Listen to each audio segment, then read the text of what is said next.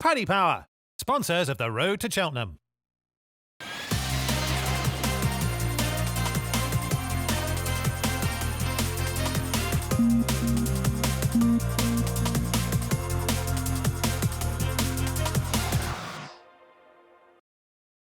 Hello everybody, welcome to Road to Cheltenham. Now you might spot an obvious difference this week. We are recording this before Ruby has to head off to Goran for the Thyestes today.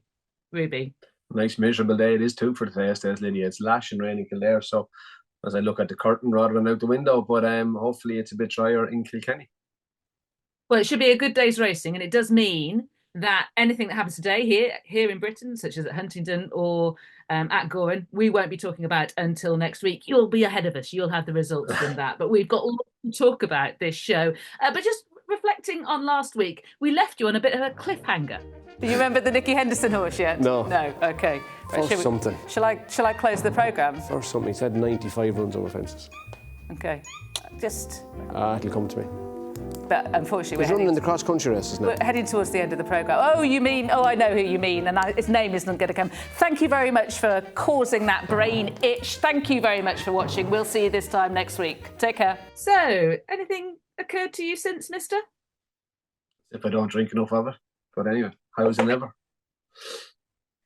Right, let's move on and talk about the big events of the weekend. And the main one, of course, is the Clarence House. And there's loads to digest here, Ruby, particularly the brilliance of Jonbon, Downing and Energumen closely chased home by Edwardstone and Boot Hill trailing in. Yeah, and look, Jonbon completely controlled it. The two of them went added up to the first fence side by side, but Jonbon was quicker through the air than Energumen all the way. He was always in control of the race, and you never looked in doubt. From so far out, it looked like the best horse was going to win. And right now, that is Jonbon, who is a 9-year-old. And he's just so professional. He is admirable, I think, when you look at his whole career. And he just gets the job done. And he does it with so little fuss. And yeah, I just think he was the best horse. I mean, talking to Paul afterwards, you're wondering is there any way you can turn that form around?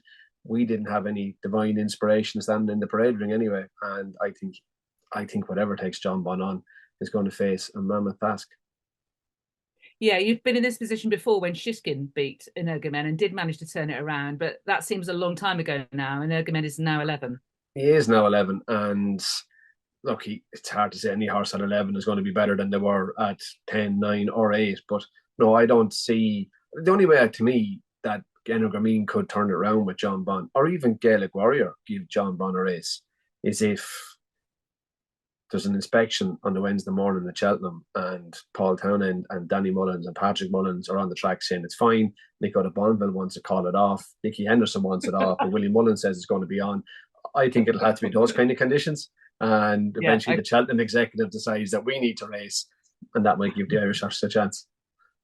We will get onto the ground for it in a moment because I think it's a point that's well made. Jonbon does adjust to his left, and Ascot, as Ascot does, did exaggerate that, but it didn't push him out of a rhythm in any kind of way. No, it didn't. And I think, to be fair to Nico de Bonville, he gets a great tune out of Jonbon. Yeah. He jumps brilliantly for him.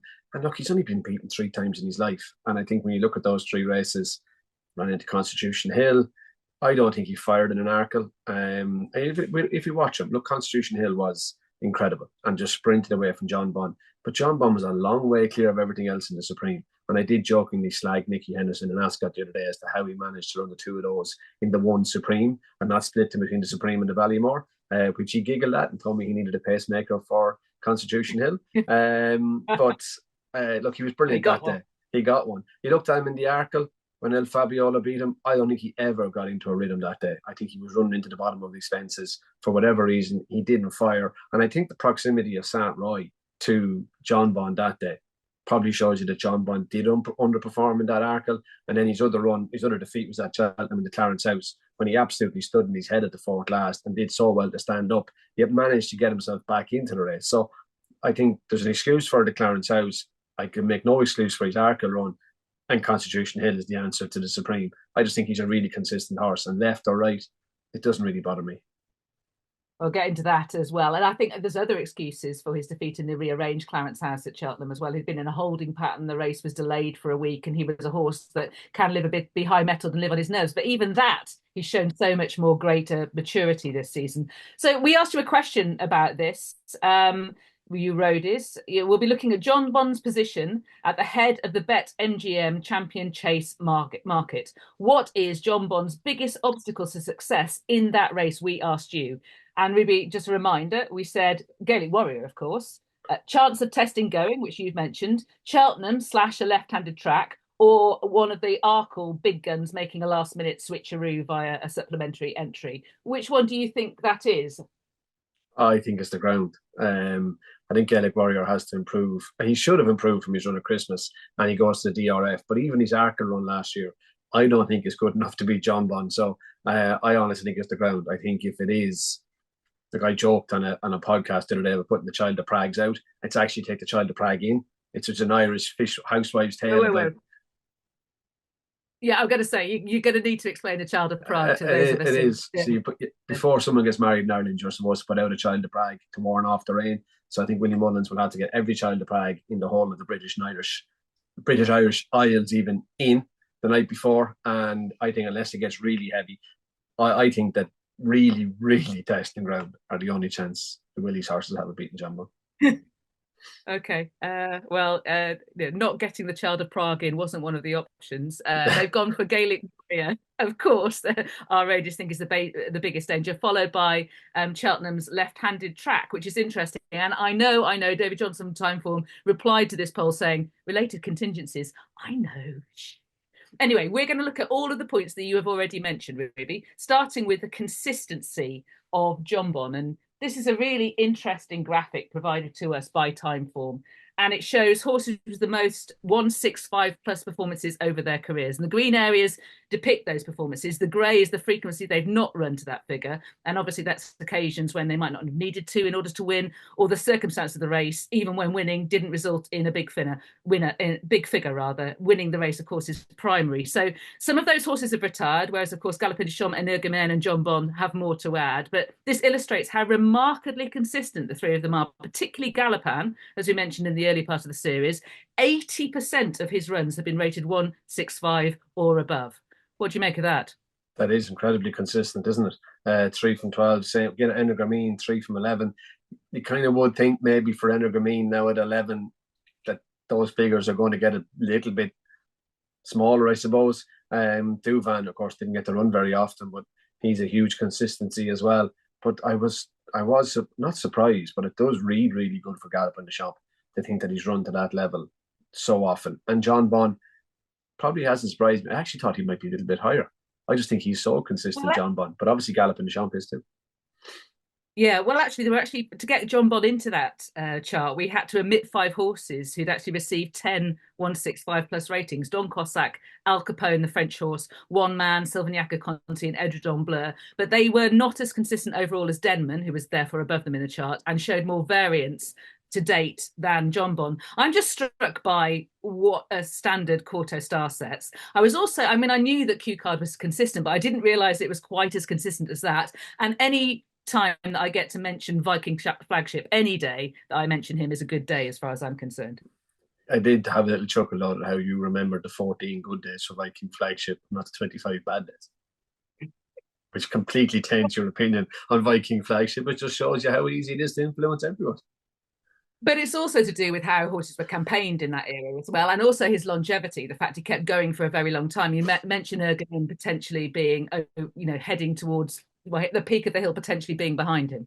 Yeah, you do. And I suppose I would have thought Cauto Star, when he pulled up at Punchestown, there was very little chance of him reaching that peak again, but he did, and he came back to win a Betfair Chase and a King George. So, look, horses can do it, and yeah, Cauto was incredible. And 10 times he performed under 165. He definitely fell on 3 of those occasions and pulled up twice. Does Jonbon lean to the left or the right? Now, this is something we wanted to have a look at as well. So this is the Timeform analysis of his career chase form. The 3 columns on the right highlight the close-up comments by Timeform's reporters as to how Jonbon raced. We've talked just now about how consistent Jonbon is, and this essentially undermines the idea that he's better racing one way or another, Ruby.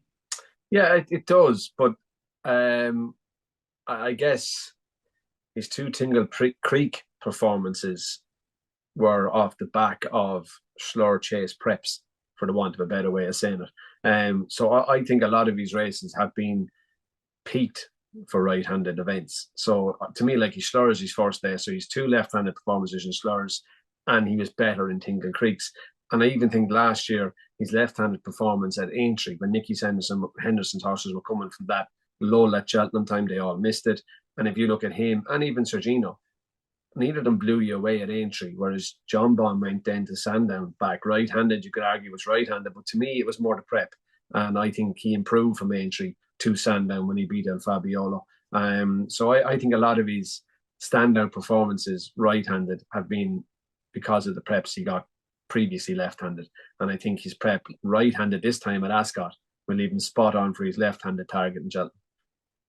I absolutely agree with that. And I also think another factor to bear in mind is that uniquely, the British Open 2-mile chase pattern contains far more prestigious right-handed targets than left-handed. Not far more, a few more prestigious right-handed than left-handed. It's not true for any other division, including the novice 2-mile division. So a mature, top-class 2-mile chaser like Jonbon will be racing right-handed at his peak more often than he used to as a novice, and more often than a comparably classy horse in other divisions where there are more prestigious left-handed top targets, certainly in the British pattern. And it's the exact opposite for an Irish horse. So granted, if you go hilly way, but if you go the traditional route of Fortria, Navan left-handed, to Leopardstown or Christmas left-handed, to the DRF left-handed, to the Champion Chase left-handed, to Aintree, you might end up only going right-handed at Punchestown. Yeah, it's really interesting the different way that the pattern pans out. So we're debunking the idea that Cheltenham is an issue, or that the left-handed track full stop is an issue. I am anyway, in my humble opinion.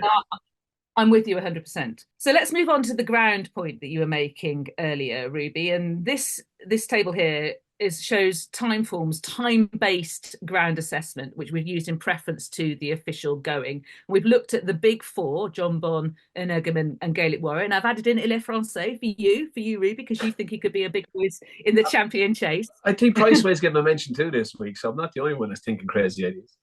No, I don't think it's crazy at all. Good to soft and heavy ground. We looked at the big four. The best performance overall remains Energumen's second in the Clarence House behind Shishkin. That gets a 180. But the best recent performance and the best performance on good to soft ground comes from Jonbon in the Clarence House, and also Energumen's Champion Chase at Punchestown in April 2022. Gaelic Warrior has the best performance on heavy ground. That last table, though, is really interesting. Heavy ground. It shows that Jonbon is yet to encounter it. I know. That's time related, which we're going on here with time form. Officially, when you look at it, as my dogs go mental because someone has turned up. When you look at it the other way around, officially, Jonbon did run on heavy ground at Sandown in the Tingle Creek when he beat Edwardstone and had extra Zobo. Look, it looks a pretty slow motion finish, but what we do know from that is that the time suggests that's only soft. And to look at it visually, it doesn't look really heavy, which I'm going back to. And I think even, look, you're hoping for a pipe dream with the climate the way it is. But William Mullins' horse is on heavy ground too, versus Nicky Henderson's on heavy ground. Probably have a better wind striker. They're very, very fit, aren't they? They've got that battle hardened edge from being in deep against other horses all season long at the top class. I think they're trained on a deeper surface as well, which probably makes it a little bit easier for them. They're more used to it. But when you look at Gaelic Warrior and Energumen, and again, those time-related ground descriptions of heavy ground in the Champion Chase and in the Arkle, not the Champion Chase, sorry, the Nace Novice Chase and the Arkle. Last year's Arkle was officially only soft. But when you look at Gaelic Warrior winning it, it was a real testing ground. And I think he probably is a horse that's better on heavy ground. His form would suggest that he's won a Clonmel and Limerick on heavy ground. And his Cheltenham, while it was only soft and he beat Founder 50 in Matata, it was slow motion work. And you look at Energumen, and I think even when you look at his Champion Chase back in 2022, 2022, when he beat Funambu Savola and Envoy Alain, it was lashing rain. The muck was flying. And he definitely came to the fore that day. Now, it's easy to argue he was a 9-year-old then, or even an 8-year-old, whatever age he was. But I do think real soft ground suits both of them better. than a drier surface. So will he start doing a rain dance? So, the Child of Prague as well. Don't forget the Child of Prague. Bring him in. Bring him in. Don't put them out. If we look at the champion chase betting, then what are you thinking? I'm thinking, I honestly can't see beyond Jonbon winning the race. I hope I'm wrong. I think Gaelic Warrior has stepped forward hugely, and as they always say, you can never be afraid of one horse. But I do think Jonbon sets the standard. I think he's so consistent, left-handed, right-handed. To me, it doesn't matter. And I think, look, he didn't get there last year, and the champion chase has fallen apart so many times. In recent times, especially, the race has completely fallen apart. It'd be just great to get a good champion chase. It really would. I mean, if we're talking about the big four, it'd be great if at least 3 of the 4, if not all 4, turned up here. We should mention Matata. And even if they turn up, Lydia, it'd be great if 3 of the big 4 were actually still in the race by the time they get to the water. Because the last couple of years, Shishkin stood at the start. Last year, El Fabiola fell at the ends past the stands. Like, you'd love the 3 of them to get to the top of the hill to actually have a race on. That's the thing, though. It's so rare when that actually happens, isn't it? That's why we remember those races when they do happen. They've all, A, got to get there, and B, they've got to then give their running. Yeah, it's a long time since they all gave their run in the March. Okay, I mentioned Matata at Windsor. It looked like he loved that track at the weekend. It's a place that clearly has a lot of emphasis on speed and pace. It looked to have watching it on television, and it did suit Matata. Interestingly, JJ Slevin sat him in behind the pace early and got a lead, but he did take over 4 out, and he absolutely put this field to the task. He jumped super, but Windsor, for whatever reason, it looked quite sharp. It looked really speed orientated.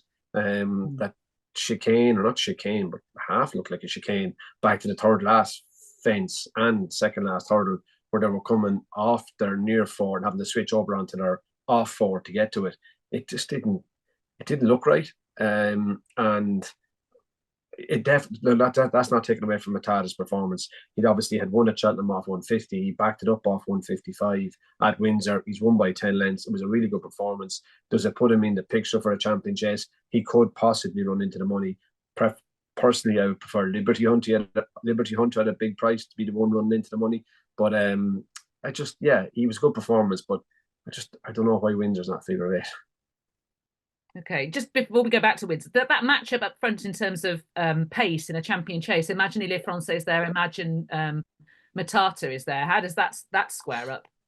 I think that suits the really good horses too. It'd be a brilliant spectacle, Ile Francais rocking along. The fact that Jay just sat Matata in, I think, added a string to his bow. He was an out front runner before that, but the fact that they have been able to sit him just behind the pace helps him a little bit. But I think it suits them. Champion chases should be run at strong gallops, and I think it'd be great to see them all towed along at a really strong pace. It would be great. Now, you mentioned Windsor, and it was great to see jump racing back there. Did you race? Did you ride at Windsor? I did. Never managed to ride a winner, but I did ride there. Fell off Le Duc, I think, one day. I rode maybe Rule Supreme behind Barracuda. I think I rode Rule Supreme behind Barracuda in a long walk, but I know I never rode a winner there. Ah, lovely Rule Supreme. Oh, this episode is one for people who like a bit of nostalgia. I never went when it was a jumps course. And let's have a look at the current flat course layout, because that gives you an idea of what it used to be. It was a figure of 8, and now it's different to that, isn't it? It's sort of like a sort of flattened kidney shape almost. What do you make of that layout, Ruby? I look, obviously you'd have to talk to the lads who rode on it. I thought to watch it, and ladies, sorry, to watch it, it looked extremely fast. It just didn't look like there was a flow to it, and there was a flow to ride there in the past, and it's taking bends from one leg and then having to go on to the other, the double switch. That just didn't make sense to me, and I believe that they weren't allowed to be licensed as a figure of 8 because of loose horses. I think. Oh, well, coming towards you? Yeah, coming back at you. But actually, to me, it looked to be confusing the horses with jockeys on the backs as well. And that chicane to the third last, that didn't look right. And look, I know Fontwell is already licensed and therefore is allowed to race. But I think it would be worth taking the risk on loose horses to put Windsor back into the figure of 8 it was, because it definitely looked a better race course. And somebody, whenever Windsor was opened, decided that this was the best layout for this track. And I think they were right. back in 19, whenever that was. Yeah. I definitely agree with you about 3 out. It just looked, awkward. But overall, it was clearly a success. I wasn't able to go at the weekend, but everyone who did go said that so much was right about this meeting, the feel of it, the sense of it, the vibe of it. So it's just a matter of just making some adjustments, isn't it? Just to get everything. It's called progress, and I think that would be a good adjustment for the place. Okay, there was I was about to say top class action, but probably this was a Grade 2 race for Grade 2 horses. The horse and jockey hotel chase. Yeah, it was, and I think that's a great way of describing it. French Dynamite and Classic Getaway booked out.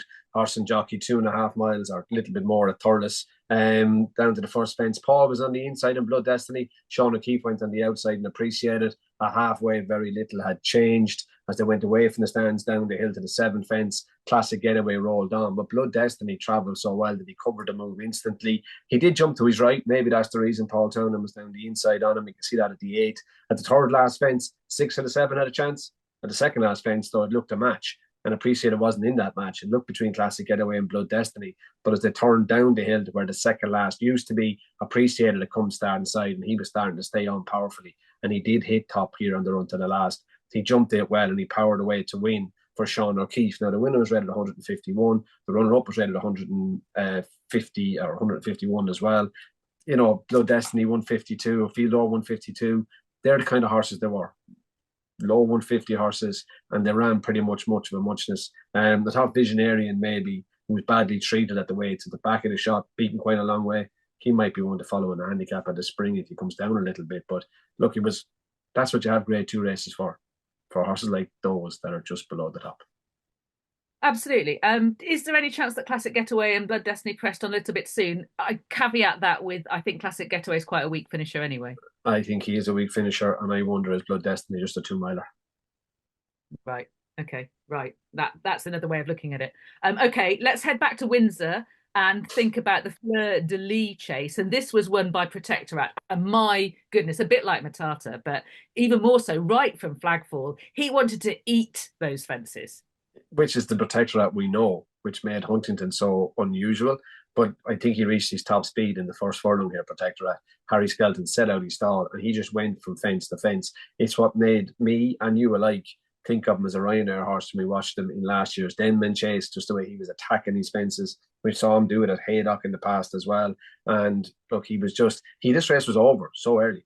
DeGello couldn't lie into him. Nothing else ever looked like it would. And even with the speed Protectorat was going, he just looked so comfortable. He jumped from fence to fence, and he most definitely is a better horse going left-handed. I know he did win at Carlisle in his very first start, but if you watch him at the second last in Carlisle, you can see how left he goes. He got beaten in a dipper run at Wincanton, and his only other run was in the Peterborough, going right-handed. So he's not as good a horse going right-handed, and this just suited him down to the ground.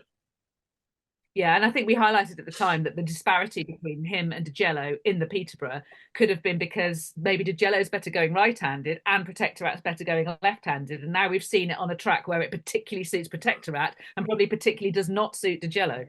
I wasn't so sure about the directions for Jello.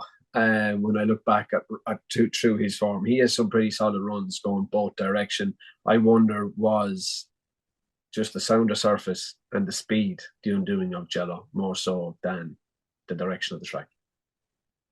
I think a more galloping left-handed track is viable for him. I think Windsor is not. Would be more. I also go on. No, it didn't look. It didn't. He never looked comfortable, but he didn't get. I think the first 3 furlongs, you can't win a race at the start, but you can lose it. And I just thought Jello lost it over the first couple of fences. He ran into the bottom of them. He never got into a rhythm, and I just thought it was a 1-horse race from a long, long way out. I thought Journey With Me didn't look comfortable on the bends. Possibly. I looked at it and didn't really think it, but yeah, it could possibly be. Okay. And what do you make of Indiana Dream? I mean, you mentioned last week, this is a horse that is not a novice in name only. In name only, yeah. I mean, if someone can explain to me the definition of a novice, Mr. Coffey. 4 years later, 15 runs, he's a novice, but Indiana Dream with just the 1 start, 2 starts now, isn't. I thought 4 years later, I thought novice mid-learner. And so we've got a big race at the weekend. This is the Cotswold Chase Grade 2 at Cheltenham. There we have the declared runners, including Lompresse and Gentleman's Game. What are you expecting from Lompresse after he's come back third in the King George, Ruby? I think Gentleman's Game will give him a race, Lydia. I thought he ran really well for a long way in Leopardstown at Christmas. So too did Lompresse in the King George. It's one strain of form versus the other, but I'd have a small inkling for Gentleman's Game. Yeah, I think it's a deep race, isn't it? Do you think Lompresse is still capable of the heights that he showed when he won the rehearsal chase off 164? I do. I think he's good run in the Gold Cup last year. It was a cracking run. Not so sure he quite got the Gold Cup trip, but I think it'll be a good race all the same. Yeah, should be a great main event. We'll be reviewing it this time next week. Right now, we're going to have a look at the novice chasers. So we're back to Windsor for the novice chasers, and we start with Gidley Park. It was great to see this horse back. Last time we saw him, obviously, Ruby, he was pulled up at Kempton with an irregular heartbeat. Here he is down Caldwell Potter. Yeah, and a good turn in form maybe for Harry Fry as well. It looked like he needed a bit of a pick-me-up, but Gidley Park was quite brave and very slick. The sixth fence, he stood a mile off and then ran in underneath the bottom of the seventh under Brian Carver. But it did look like Caldwell Potter was getting to him. Maybe we'd gone 3 out to 2 out, but Gidley Park out battled him. Caldwell Potter, I thought, was a little bit confusing. Like, what is Caldwell Potter's trip? I wasn't so sure after watching the race. But I thought Gidley Park was good and tough. Personal ambition, jumped left and right and knew where it well. It was never a factor in the race. But I thought Gidley Park was good. He was brave. He was slick. He got on about his business. And it was a good performance. Would he be suited by Cheltenham, do you think? I'd say so. Like, he's brave and he's forward going. And I think it's often easier to temper a horse down than try to give them that courage. So, yeah, I wouldn't be knocking him anyway. Okay. Obviously, he dropped down to 2 miles for this. And Caldwell Potter, the conclusion from Harry Cobden and Paul Nicholls is that despite his price tag, this horse is not top class. Look, if it was as easy as putting a price tag on him, Lydia, we'd all know who would own the best horses. Okay. We also had the Hampton Novices Chase. This was transferred from Warwick over 3 miles. It was won by Nicky Henderson with Jinko Blue. But Lowry's Bar made a terrible mistake at our friend the third last. And they all missed it. So did Jinko Blue, and so too did Johnny Who was behind them. All 3 of them missed the third last fence. Yeah. And I think off that right-handed chicane or curve 2-3 out, I thought Lowry's Bar was making Jinko Blue work, and then the race completely turned around. Thought Jinko Blue on the whole jumped well. I think he won with a bit up his sleeve. Johnny Who was never really in it, and the mistake at the third last kept him completely out of it. And Lowry's Bar needs a consistent type, but I didn't really know what to make of this race. Yeah, one bit did make me laugh, and that was when John Joe O'Neill Jr. Sitting in third in a 3-runner race looked behind him before easing down after the last. He was making sure he was making sure the ambulance was still following him. Just careful. Anyway, that horse I thought didn't jump that well, but he's certainly a lot better than that. Ease down beaten margin would suggest. Yeah, but I guess when he jumped the last, all he could be was third anyway. Yeah, and you've got to jump as well, which will be required even in handicaps. Let's have a look at the Cheltenham Festival Grade 1 novice chase entries, and it shows that the downgrading of both the 2 mile 4 furlong novices chase from Grade 1, that's the Golden Miller, and the National Hunt Chase from Grade 2 to a handicap hasn't brought about the anticipated increase in entries for either remaining Grade 1. And of course, you have to bear in mind when you're looking at all of those entries that Grade 1 over 2.5 miles existed from 2011 till last year, and the National Hunt Chase is a Grade 2 from 2017 until last year. So this year's Brown Advisory entry, Ruby, of 32 is a record low. And all the time I've been keeping these records, which goes back to 1998. So those dizzy heights of 91 in the Brown Advisory and 64 for the Arkle, predating the creation of the Gold Miller. They look like a different era entirely. They do look like a completely different era. Look, there was loads of changes. I wasn't so sure about the changes in the novice chase division. I did think, yes, the National Hunt Chase needed to be changed. I thought that it might push 2 or 3 back to the Brown Advisory, and if the Golden Miller was still there, the Brown Advisory might push 1 or 2 back to the Golden Miller. I didn't particularly see many horses that were going to be Golden Miller horses dropping back to the Arkle, and I think that's pretty much the way it's going to play out. And even if you look down through those entries, Nick and Perry Pass is entered. I don't even know if he'll go to Cheltenham. I think he might go to the City Isles, but I don't know if he'll go to Cheltenham. Ballyburn is definitely most likely to go up in trip. Now, these are entered in case circumstances completely change and the top ones at the top of the market all fall by the wayside. In the Pocket run at the weekend, but a rating of 149 kind of makes you think maybe novice handicap. The Jukebox Man, I definitely think he'll be going further. Jordan's, I think, is too low. And San Salvador at 137. The Capo at 144. Not so sure about him. And I think Springwell Bay off a mark of 154 could actually be the benchmark for that novice handicap chase. I think he's just about the highest at 154 that possibly could line up. He's already got 3 entries. He's in the Arkle and the Brown Advisory, but also in the Ryanair. Other horses that are doubly entered in the Arkle and the Brown Advisory: Ballyburn, Atlantique, Ampere Pass, as you mentioned, might not turn up at the Cheltenham Festival, full stop. Django Bayer, the Jukebox Man. Do you think there'll be a better conversion rate from entries to runners? I'm not convinced there will be. I'm not convinced there will be. I think, and even looking at the Brown Advisory, even reading Willie yesterday on about Atlantique, he'll see how he gets on at the DRF as to whether he would go to Cheltenham or skip it for Aintree and Punchestown. I'm not convinced there will be a greater conversion rate. And only time will tell, but I think this goes back to a conversation, Lydia, you could have that could take about 3 weeks, not about the 10 minutes we have, but it does go back to the numbers and the numbers of horses we're breeding and where they are. I think this is a much bigger problem than just trimming grade ones. Well, we talked about it extensively last season. We've referred to it lots of times during the current series. It's the supply chain, isn't it? Yeah. And that is a bigger issue than we have time to address this evening. Let's move on and have a look at a fascinating Navan beginner's chase. I watched this many times, Ruby. It was won by 3-Card Bragg. 3-Card Bragg, yeah. We picked them up going to the third fence because they were in a heap up until then, and 3-Card Bragg had jumped his way to the front end. Olympic Man was up there, and now is the hour is at the very back. The 7th fence, my trump card had made a number of mistakes, and at the back of this one, Sam Ewing had to give him a reminder to wake him up. When they got around to the 10th and 11th fence, when Olympic Man showed that a leopard never really does change his spots, he galloped into that one and headbutted the next one.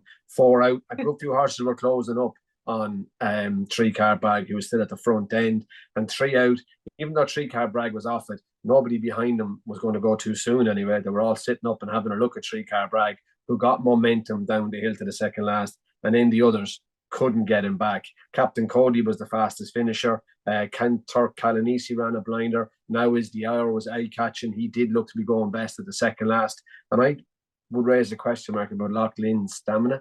I wonder, does he want to come down in trip, even though I think you look at him, I think he was the one that didn't stay, and I thought all the others would get further. But 3-Card Bragg jumped well and stayed well, but nobody was going to head him too soon anyway.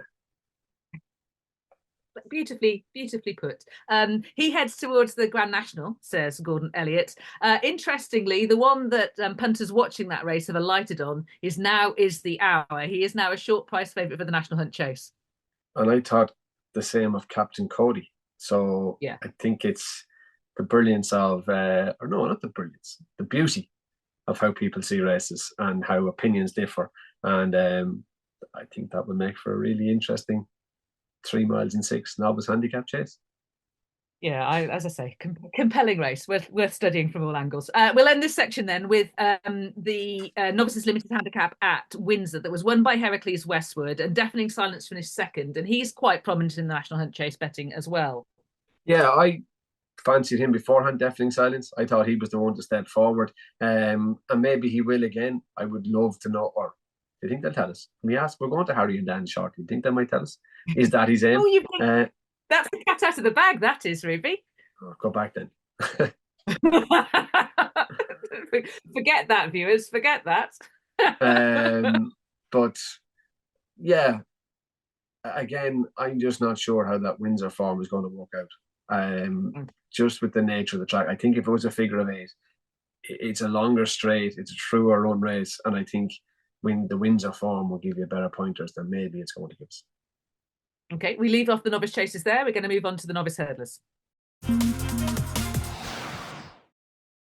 Like, there's a couple of horses at Cheltenham, if I was still riding, if you were going there, you'd be thinking, yeah, that, without bad luck, that'll win. And I think Jonbon is one of those horses. Yeah. He needs, if you're riding against him, you need a bit of luck. You need something to happen to him.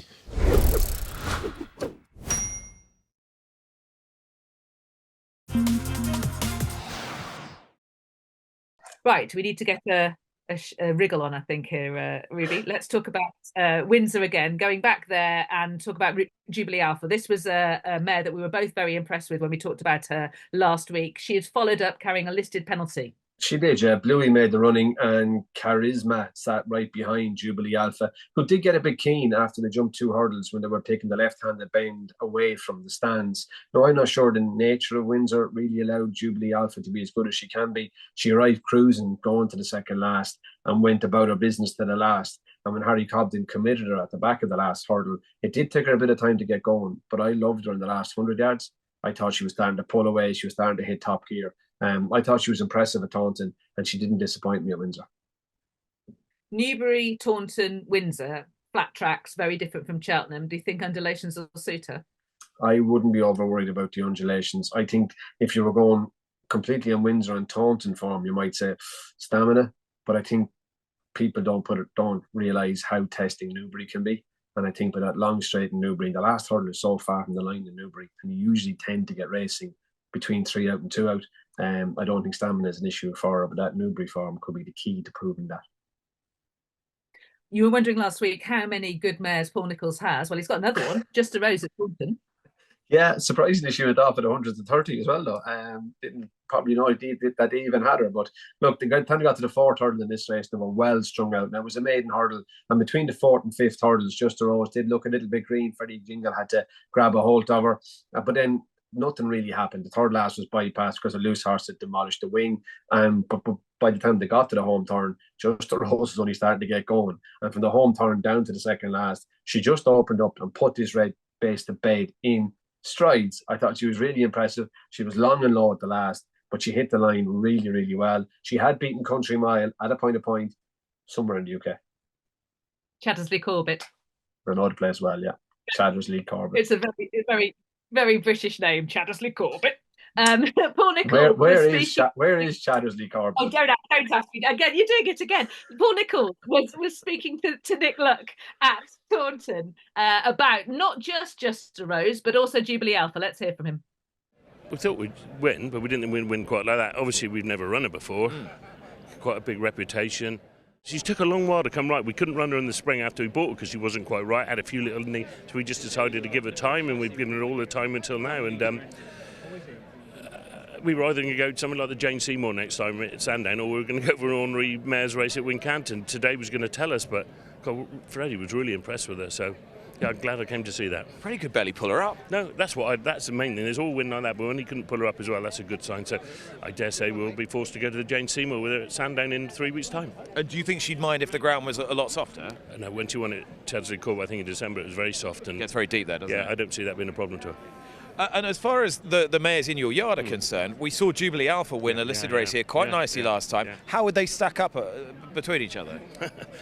Well, we'll know a bit more next time, but Jubilee Alpha's a very nice filly as well. I wouldn't say there's much between them, to be honest with you. And is it beyond the bounds possibility you think they could both end up in the Dawn Run? The results now official, you may collect. I'd say we already know with Jubilee Alpha that's where she's going to go. That was always a plan. We'll let this mare tell us a bit more after her next run. So, Paul making the point that it took Freddie Gingell quite a lot of time to be able to pull up Just a Rose afterwards, and he doesn't yet know whether she might be as good as Jubilee Alpha. I know, and they're the kind of surprises that everybody loves, and it's always a good sign. One hits the line and keeps going and doesn't want to stop. I always like that anyway. Chattersley Corbett, Worcestershire, near Kidderminster, for locals. Right, let's have a go up to Haydock, shall we? And have a look at the Sky Bet Supreme Trial Rossington Main.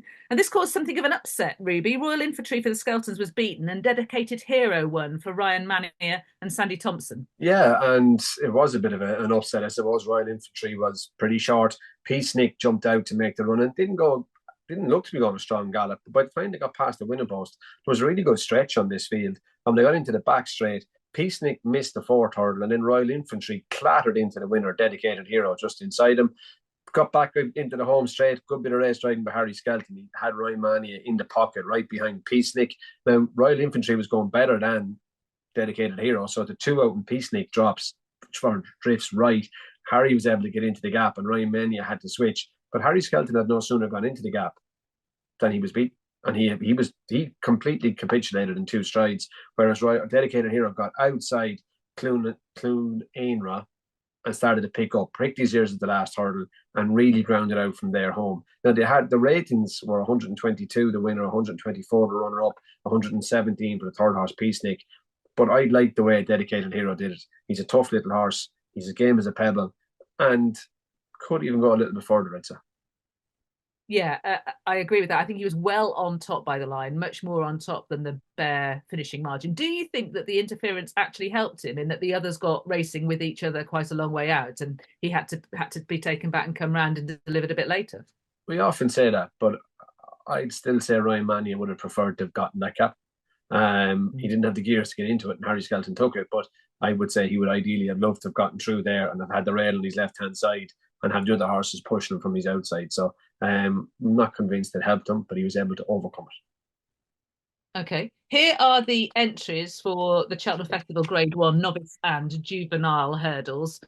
And you'll see that it's much the same story for most of the races, bar for the Triumph, Ruby. And I was thinking, is this basically with a juvenile, a 4-year-old, particularly when you've had a spate of abandonments and maybe some issues in terms of your training, ground not necessarily being conducive to getting them onto the track as quickly as you might like. Does that mean that basically you've got an unknown quantity and you'd better put it in the Triumph, because what happens if in the meantime they go out and win by 12 lengths? Exactly. Obviously you can supplement, but it is much cheaper to stick them in now. And by the time you get to the next forfeit stage, you will either know whether you're going the right direction or you're not. And Willie has plenty of them. Place de la Nation, Le Legionnaire, Forez, Popano, loads of them. But all those 3 that I just mentioned in particular are maidens. So they're unlikely to run in a maiden hurdle at this time of the year. So, or if they cropped up in a graded race, maybe some of them aren't even entered at the DRF. So most of those will be coming here to the Triumph on their first start, and that's really hard. Okay, you're setting up our last section really nicely. Next up, the juveniles. And now for Ruby's favourite section of the show, we're going to talk about the juvenile hurdlers. Ruby, I know you're excited. What did you make of Lulamba's much anticipated debut for Nicky Henderson at Ascot? I was there. I watched him live from the stand, Lydia, and I thought he was really impressive. I thought he was professional. He settled well. He jumped well, unlike his main rival, Mondo Man, who was really keen under Caelan Quinn and eventually pulled his way to the front, going to the 4th last, Mondo Man. I thought he did really well, but I loved how Lulamba came by me in the last half of furlong and how he lengthened to the line. And I did watch them as they went by then, and I couldn't believe how far Mondo Man went to pull up with Caelan Quinn. After looking well beaten passing me, he had to go a considerable distance. He was really keen, but Lulamba had to give him £10 as well. And he looked a really, really exciting horse. Both of them did. I thought Lulamba was particularly professional. And Mondo Man, he's obviously come from the flat and wanted to go faster. But as you say, he still managed to stay in the race and be competitive all the way, despite pulling so hard. I think Gary Moore's talking about the Adonis. Let's have a quick look at... Go on, you were going to say something. No, I'd agree. I wouldn't be disappointed with Mondo Man at all. This is the Triumph Hurdle betting from Paddy Power. And clearly, in terms of performances, would you still have East India Doc as top of the tree? He's the only juvenile who really featured in the series so far.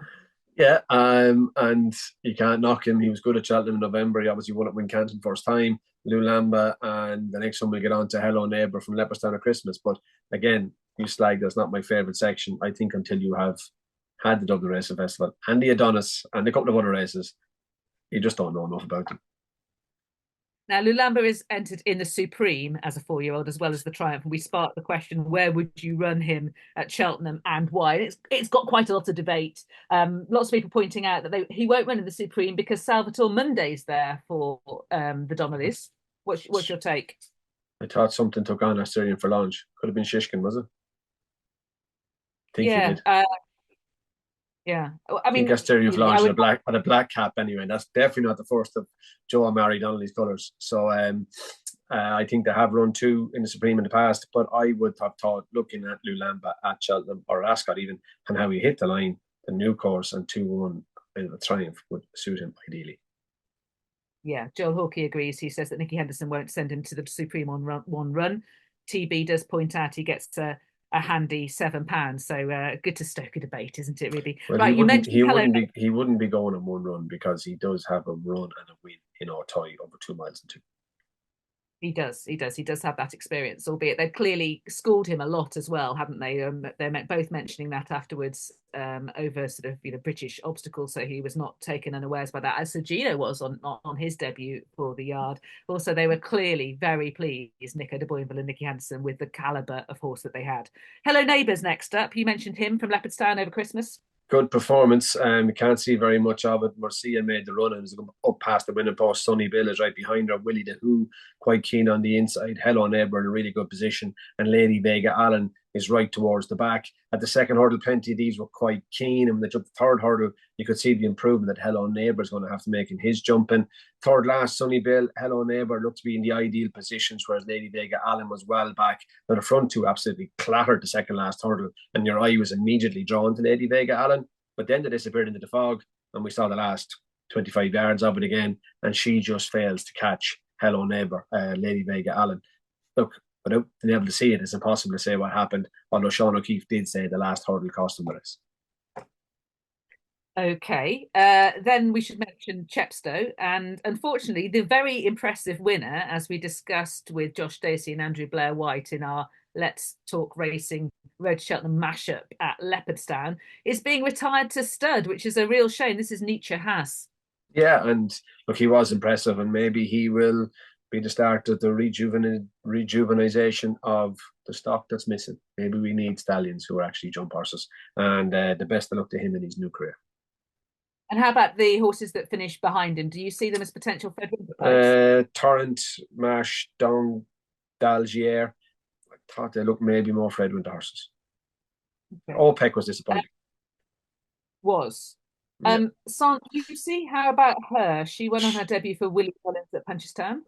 She booked out to make the run, and she was quite big at the first hurdle and again at the second hurdle, but she did get better as she went along, and a good jump at the second last. Now she quickened from there to the bend, had this race over in a matter of strides, and she pulled well clear from the last hurdle. She bolted in. Having said that, the second and the third have been beaten since, but I don't think she could have beaten them any easier. Okay. Then we're going to have a look at a bit of British form. This is Quantock Hills dead heating with Terry Firma. What did you make of this from December? Moutard made the running on it, went a decent gallop, but I think when you play this on the fifth hurdle, Terry Firma making his debut, and he lost it here. He was really deliberate at the fifth hurdle, and even if you look at the third last, how quick Quantock Hills is at it. Quantock Hills with a couple of runs had all the advantage. When they crossed the road heading for the last hurdle, it looked like James Bowen was home and hosed on Quantock Hills, but his brother Sean wouldn't give up, and Terra Firma eventually ran him down and nabbed him right on the line. If you were giving me one, I'd be taking Terra Firma. Now, as we mentioned when we were talking about the number of entries for the Triumph Hurdle, there are a lot of dark horses in this field, horses that we haven't yet seen over hurdles, either A, at all, or B, in Ireland or Britain. They've only been running in France over different types of obstacles. So there's lots of questions about some of them. And Jim wants me to ask you, Ruby. Larzac just touched off in the Pride of Kildare at Auteuil, brought by JP McManus, still a maiden. What should we expect from him? Yeah, gelding by Norris Catal, but unlike Majborough, who had actually won in France, Larzac is a dead maiden. So Majborough ran at the DRF, whereas Larzac may well end up in the Triumph or at the Grade 1 at Punchestown.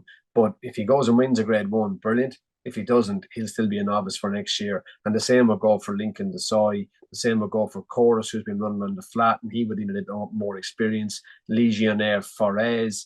There's a plethora of them. Popano as well.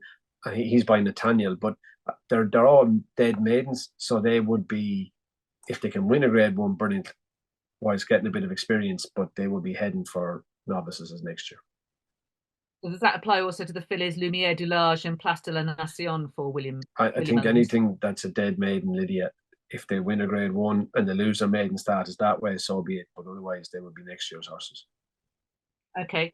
Well, you've mentioned Charles, and that addresses Tom Smith's point. He was talking about the decent platform and Nicky Henderson debuting a German Derby winner, and Mondo Man, who we've already talked about. That German Derby winner, of course, is Palladium, who you will have seen having run already today, a 1.4 million euros German Derby winner. He's got an entry in the Triumph, but the plan apparently is the Hardwick at Royal Ascot. Then there's Live Conti, who the Skeltons seem to rate quite highly. And also there's an interesting horse for Harry Derham, Maitre en Science, who is also another worth remembering. Yeah, Live Conti beat Larzac a short head in that Pride of Kildare at O'Toy, but Live Conti unfortunately won't be a novice next year, whereas Larzac will be. Or could. So you have to crack on. Yeah, there's the difference. Yeah, absolutely. So that's a clue when you're looking at these horses that as yet we haven't seen making their debut in either Ireland or Britain over hurdles. And there's still, with the juveniles in particular, plenty of playing time to come. Right, we don't have much time to come. In a moment, we're going to sign off with the established hurdlers and what they were up to last weekend and what they're up to this. Now, there was a bit of a shock, certainly from my perspective, Ruby, and I thought from yours, when Cargizi was beaten in the Warfield Mares Hurdle at Ascot. Take No Chances took a bow instead. Yeah, she did, and outstayed Cargizi. I was there, but what I did notice with Cargizi after saddling her was even in the paddock beforehand, to me, she ran a race in the ring. There was a delay to that race as well, and they were in the paddock for a considerable amount of time, but it looked to me like Cargizi had run her first race before Paul Townend even get on her, and then she ran her second race out on the track. So I think, look, you have to take that phase and buzz off her. I think she'd improve hugely for it. So not all down and out for me anyway. Okay. And how about the race that Nemean Lion won at Windsor? Obviously, lots of people would have been looking at Langer Dan as well, further down. I think Langer Dan, to me, looks tailor-made for the hurdle race in Aintree that he was just touched off in last year. There was mention of maybe Constitution Hill travelling and going to Punchestown. And if he skipped Aintree, I'd have thought that race that Impere passed Bob Ollinger, Langer Dan, that was the finish last year.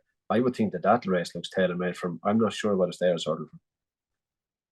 I tip my hat to the winner, Nemean Lion. He's a really reliable. Me too. Lovely horse. We've obviously got the Cleve Hurdle this weekend. Looking forward to talking about this time next weekend. We could also have potentially, I don't know, could we? What do you think about the impact of Amsterdam in the Limestone Hurdle with not much to beat, and Constitution Hill in the Unibet International Hurdle with not much to beat because Lossiemouth has turned around? Yeah, Lossiemouth won't be going. The Limestone Lad Hurdle, Amsterdam, if he's going to be a potential champion hurdle horse, will definitely be having to get the better of what's in against him, Aspire Tower, Laffey, Field Udari and Beacon Edge. So if he's going to be considered in that grade, he has to go and beat those. And Lossiemouth is not going to the Unibet Hurdle, she'll go to the DRF. And essentially, with Lossiemouth, that decision, was the gamble just too big? Was there too big a downside as opposed to the upside? I'd say there was. I think it's, do you go to Cheltenham to take on Constitution Hill? If you beat him, great. But if you don't, some people will say, well, you know your answer. But what have you left? Have you left your whole season in 2 defeats to Constitution Hill? That's probably the way I would have been looking at it. And I would say go to the DRF and without having to travel up the road. It's a great one as well. And finally, Willie Mullins has said this week that he still sees State Man as the number one in this division. Is that how you see it too? I think the DRF will decide that. I like the building the anticipation. Thank you very much for everything that you thought and had to say this week, Ruby. I hope everyone that you've enjoyed this episode at home. There's more if you want it on the column, racingtv.com/Road to Cheltenham. We will see you this time next week when we'll be reflecting on this weekend's big action.